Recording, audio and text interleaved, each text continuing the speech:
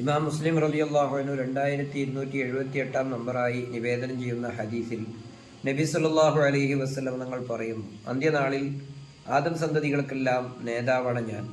ആദ്യമായി പുനർജന്മം നൽകപ്പെടുന്നതും എനിക്ക് തന്നെ. ആദ്യമായി ശുപാർശ ചെയ്യുന്നതും ശുപാർശ സ്വീകരിക്കപ്പെടുന്നതും എൻ്റേതാണ്.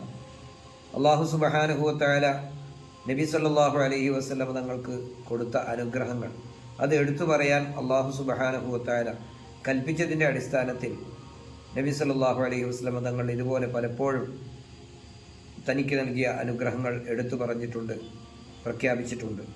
മഹാനായ മുഹയ്യിദ്ദീൻ ശൈഖ് റളിയല്ലാഹു അൻഹു അള്ളാഹു തനിക്ക് നൽകിയ ഓരോ അനുഗ്രഹങ്ങൾ ഇതുപോലെ എടുത്തു പറയുകയാണ്. അനുഗ്രഹങ്ങൾ എടുത്തു പറയാൻ അള്ളാഹുവിൻ്റെ പ്രത്യേകമായ കൽപ്പനയുള്ളതുകൊണ്ട്. അതാണ് 28-ാമത്തെ വരിയിൽ ഖാദി മുഹമ്മദ് അവർ പറയുന്നത്.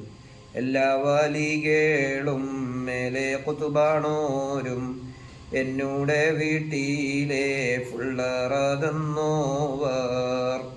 എല്ലാ ഔലിയാക്കളും അവരുടെ നേതാവായി വരുന്ന കുത്തുബുകളും അവരെല്ലാം എൻ്റെ വീട്ടിലെ കുട്ടികളാണ് എന്ന് പറഞ്ഞാൽ അവർക്കെല്ലാം ഞാൻ നേതാവാണ്. നേരത്തെ പല വരികളിലും പറഞ്ഞ ആശയം തന്നെയാണ്.